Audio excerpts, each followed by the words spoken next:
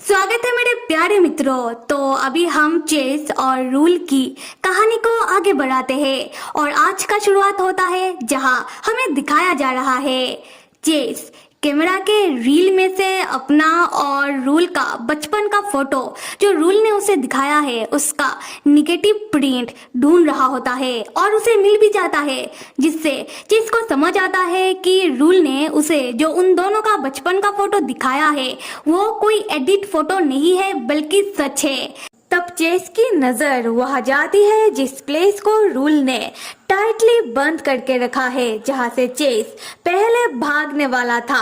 तब चेस अपने मन ही मन सोचने लगता है कि इसका मतलब ये नहीं कि मैं रूल की सारी बातों के ऊपर विश्वास कर लूंगा, पर कहीं मैं उसके ऊपर कुछ ज्यादा शक तो नहीं कर रहा। अरे नहीं, आदमी लोग अपने मकसद को पाने के लिए कुछ भी कर सकते हैं। तब अचानक चेस के दिमाग में चेस की अपहरण की बातें याद आने लगती है, जहां चेस सिर्फ दो हाथ को देखता है जो चेस को मार रहा होता है, जिससे चेस के मुंह से खून निकल रहा होता है।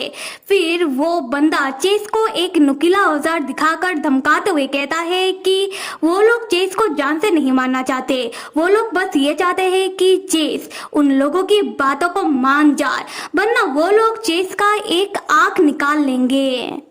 तब उस बंदे की धमकी चेस के दिमाग में बहुत ही भयानक तरीके से घूमने लगता है, बार बार रिपीट होने लगता है, जिससे चेस बहुत परेशान हो जाता है। फिर चेस जोर जोर से रूल को बुलाने लगता है। अगले ही पल हम चेस को उसके बिस्तर में सोता हुआ देखते हैं और सोते हुए चेस बहुत ही छटपटा रहा होता है। रूल तब चेस के पास ही होता है और चेस को बुलाने लगता है कि चेस क्या हुआ है तुम्हें, उठ जाओ, क्या तुम्हें कोई बुरा सपना आ रहा है। चेस तब तुरंत जागता है और रूल को अपने सामने देखता है। रूल जैसे ही चेस के माथे में अपना हाथ रखता है, रूल पाता है कि चेस को तो बुखार आ गया है। रूल तब चेस को हक करता हुआ कहता है कि चेस तुम यही रुको, मैं तुम्हारे लिए थर्मोमीटर लेकर आता हूँ। चेस तब रूल से पूछने लगता है कि क्या मैं सो गया था, मैं कब से सो रहा था। रूल कहता है कि तुम पिछले 3 घंटे से सो रहे थे, शायद तुम फोटो देखते हुए थक गए इसलिए तुम सो गए और तुम्हें ठंड लग गया। उसके बाद रूल थर्मोमीटर लेने के लिए चला जाता है। तब चेस बहुत परेशान होता हुआ सोचने लगता है कि मैं सो किससे गया और मैं कब सोया और क्या मैं वो सब सपना देख रहा था, मुझे कुछ याद क्यों नहीं आ रहा। तब फिर से चेस को उसी बंदे का हाथ दिखाई देता है जो चेस का पैर पकड़ के जोर से खींच रहा होता है और चेस को फिर से वही धमकी देने लगता है कि क्या तुम्हें समझ नहीं आ रहा, हम जो कह रहे हैं वो मान जाओ। चेस तब जोर जोर से बिस्तर पर अपना पैर पटकने लगता है कि छोड़ो मुझे, कौन हो तुम। उसी वक्त रूल चेस के कमरे में थर्मोमीटर और पट्टी के लिए ठंडा पानी लेकर आता है और चेस को ऐसे डर के मारे चिल्लाता हुआ देख लेता है, जो देखकर रूल खुद भी घबरा जाता है और उसके हाथों से थर्मोमीटर और ठंडा पानी गिर जाता है। रूल तब दौड़ता हुआ चेस के पास आता है और चेस को संभालने लगता है। चेस से पूछने लगता है कि चेस तुम्हें क्या हो गया है। चेस तब बहुत ही डरता हुआ कहता है कि मेरे कमरे में अभी अभी कोई था जो मेरा पैर खींच रहा था, देखो मेरे पैर पर निशान पड़ गया है। और वो हाथों का निशान सिर्फ चेस ही देख रहा होता है। खैर रूल तब चेस के सामने बैठकर चेस का पैर पकड़ के चेस को दिखाते हुए कहता है कि देखो चेस, तुम्हारे पैर पर कोई भी निशान नहीं है और ना ही इस कमरे में कोई आ सकता है।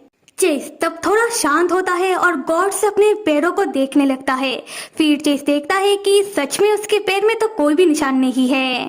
तब चेस को थोड़ी शर्मिंदगी महसूस होती है क्योंकि चेस अभी अभी रूल के सामने पागलों की तरह चिल्ला जो रहा था। खैर रूल तब बहुत ही प्यार से चेस को हक करता है और चेस से कहता है कि कोई बात नहीं चेस, सब ठीक है, वो बस एक सपना था। चेस तब अचानक रूल से कहने लगता है कि रूल तुम मेरे पैरों पर किस करो। रूल कहता है कि चेस क्या तुम सच में यही चाहते हो। चेस कहता है कि अभी के अभी मेरे पैरों पर किस करो। रूल तब चेस के सामने झुककर चेस का पैर पकड़ के कहता है कि अगर ये तुम्हारा आदेश है तो यही से ही। फिर रूल चेस के सामने झुककर चेस के पैरों में किस करता है। चेस रूल को अपने पैरों में ऐसे झुका हुआ देखकर चेस मन ही मन सोचने लगता है कि अभी रूल कितना आज्ञाकारी लग रहा है। ऐसा लग रहा है कि वो पूरी तरीके से मेरे लिए समर्पित है और अभी जो मैं महसूस कर पा रहा हूँ ये एहसास कुछ अलग सा ही है। रूल तब चेस के पैरों में किस करने के बाद चेस की ओर देखकर मुस्कुराते हुए पूछता है कि चेस क्या अभी तुम्हें अच्छा लग रहा है। चेस हाँ में जवाब देता है। यहाँ से होता है सीन शिफ्ट और हमें कुछ देर बाद का सीन दिखाया जा रहा है जहाँ रूल चेस के लिए चाय लेकर आया है। चेस पूछता है कि ये क्या है। रूल कहता है कि ये तुम्हारा पसंदीदा चाय है, पर चेस को तो याद नहीं। ये देखकर रूल थोड़ा मायूस होता हुआ कहता है कि ये चाय तुम्हें पसंद था, क्या तुम्हें ये भी याद नहीं। कोई बात नहीं, तुम याद करने की कोशिश करो, क्या पता कि तुम्हें धीरे धीरे सब याद आ जाए। चेस तब चाय का कप अपने हाथों में लेता है और चाय को सूंघने लगता है और मन ही मन सोचता है कि ऐसा लग रहा है कि ये चाय का खुशबू मैं पहली बार सूंघ रहा हूँ।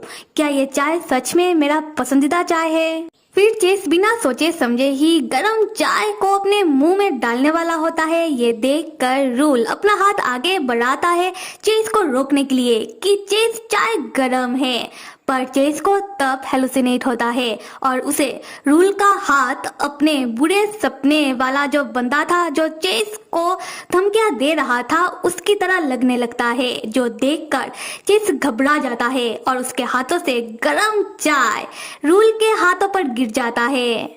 तब चेस को एहसास होता है कि ये उसने क्या कर दिया और चेस को रूल का फिक्र होने लगता है। रूल अपना हाथ पकड़ता है और चेस से कहता है कि कोई बात नहीं, मैं ठीक हूँ। चेस कहता है कि ऐसे कैसे ठीक हो, तुम्हारे हाथ पर गर्म चाय गिर गया है, तुम अपना ग्लव्स निकालो। फिर चेस खुद ही रूल के हाथों से उसका ग्लव्स निकाल लेता है। उसके बाद चेस रूल के हाथों में तौलिया भिगो कर रखता है जिससे उसके हाथों में जलन ना हो। रूल फिर भी कह जा रहा था कि मैं ठीक हूँ, तुमने ज्यादा चाय नहीं गिराया है, चाय ज्यादा गर्म भी नहीं था। चेस रूल को चुप होने के लिए कहता है। रूल तब चेस से थैंक्स कहता है। चेस कहता है कि तुम थैंक्स क्यों कह रहे हो, इसमें गलती मेरा था। रूल मुस्कुराते हुए कहता है कि ये जरूरी नहीं है कि गलती किसका था, मैं थैंक्स तुम्हें इसलिए कह रहा हूँ क्योंकि मुझे बहुत अच्छा लग रहा है कि तुम मेरा ध्यान रख रहे हो। तब चेस रूल के हथेली में स्मोक से जला हुआ बहुत सारा निशान देख लेता है और चेस इस बारे में इस बार रूल से पूछ लेता है। रूल तब घबराने लगता है और हिचकिचाते हुए जवाब देता है कि स्मोक से। तब चेस कहता है कि क्या स्मोक से, तुम्हारे हथेली में एक नहीं बल्कि बहुत सारा जला हुआ निशान है। रूल क्या तुम अपनी हथेली से स्मोक को बुझाते हो। रूल तब बिल्कुल खामोश हो जाता है और चेस को देखकर एक हल्का सा स्माइल करता है। चेस जो रूल के हथेली को देख रहा होता है और कहता है कि हद है। यहाँ से होता है सीन शिफ्ट और हम देखते हैं कि चेस अकेला अपने कमरे में बैठा हुआ होता है और मन ही मन सोच रहा होता है कि उस दिन जब ब्राउन कंपनी से एक आदमी आया था, वो आदमी रूल के साथ झगड़ा कर रहा था। वो आदमी बार बार रूल को लोअर क्लास लड़का कह के बुला रहा था। चेस सोचता है कि शायद वो आदमी सही कह रहा होगा, रूल शायद लोअर क्लास ही होगा क्योंकि वो अपने हथेली से स्मोक को बुझाता है। ऐसे काम तो ऐसे ही लोग करते हैं। और देखा जाए तो अगर रूल लोअर क्लास नहीं होता तो फिर वो आदमी रूल का इतना बेइज्जती कर कैसे लेता। पर अभी के हालात को लेकर मैं कुछ भी उठपटांग नहीं सोच सकता। समझ नहीं आ रहा कि क्या सच है और क्या झूठ। और अगर सब कुछ झूठ है तो फिर रूल मुझसे झूठ कह क्यों रहा है। उसको मुझसे और क्या चाहिए, मुझे इस बारे में जानना ही होगा, वरना मैं कभी किसी नतीजे पर नहीं पहुंच पाऊंगा। अगले सीन में हम देखते हैं कि रूल अपने कमरे में अपने बिस्तर पर बैठकर किताब पढ़ रहा होता है। उसी वक्त चेस आकर रूल का दरवाजा खटखटाता है। रूल जैसे ही अपना दरवाजा खोलता है चेस को अपने सामने देखकर चौंक जाता है। चेस पूछता है कि ये कैसा शक्ल बना रहे हो। रूल कहता है कि नहीं, मतलब मैं चौंक गया तुम्हें अचानक देखकर। चेस कहता है कि मुझे लगा कि तुम्हें मुझे देखकर गुस्सा आ गया, तो क्या मैं वापस चला जाऊं? रूल तुरंत चेस को हक करता हुआ कहता है कि नहीं, मत जाओ। अगले ही पल हम देखते हैं कि चेस रूल के कमरे में रूल के गोद में अपना सर रखकर रूल से थोड़ी इधर उधर की बातें कर रहा होता है। फिर रूल का हाथ पकड़ता है और रूल से पूछता है कि रूल, वैसे तो मैं तुमसे पूछने नहीं वाला था, पर मुझे जानने का बहुत इच्छा हो रहा है।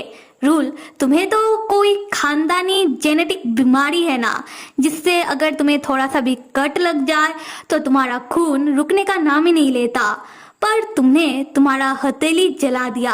क्या इससे तुम्हें कोई बड़ा घाव नहीं हुआ? रूल तब थोड़ा हिचकिचाते हुए कहता है कि तुम फिक्र मत करो, मैं ठीक हूँ और आइंदा मैं आगे से ऐसा कुछ भी नहीं करूँगा। चेस मन ही मन कहता है कि घंटा, मुझे फर्क नहीं पड़ता।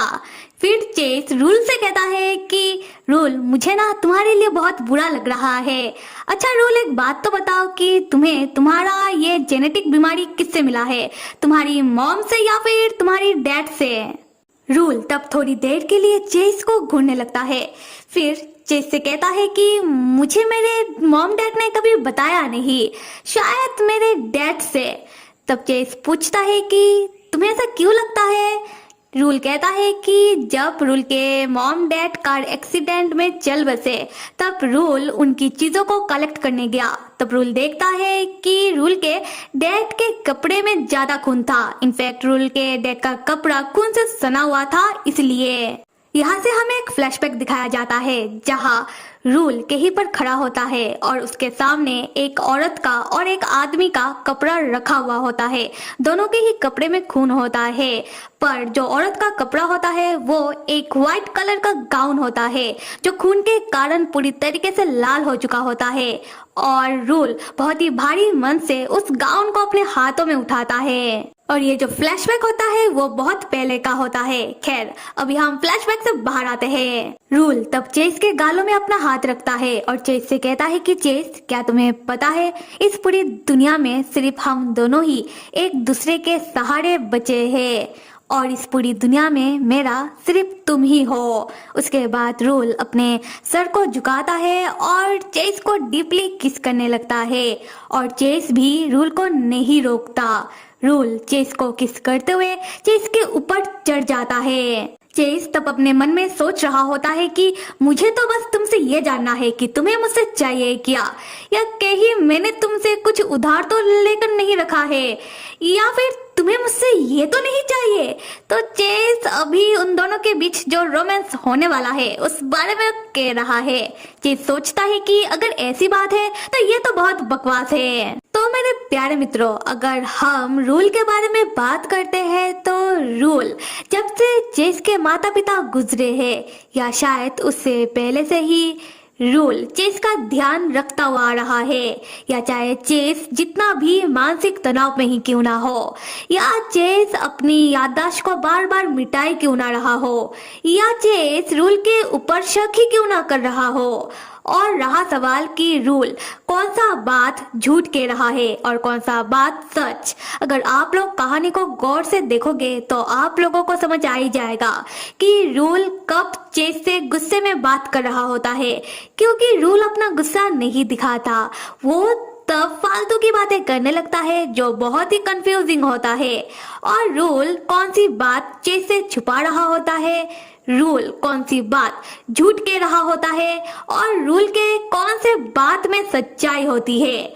और कहानी को आगे देखने के लिए till then stay with me and see you.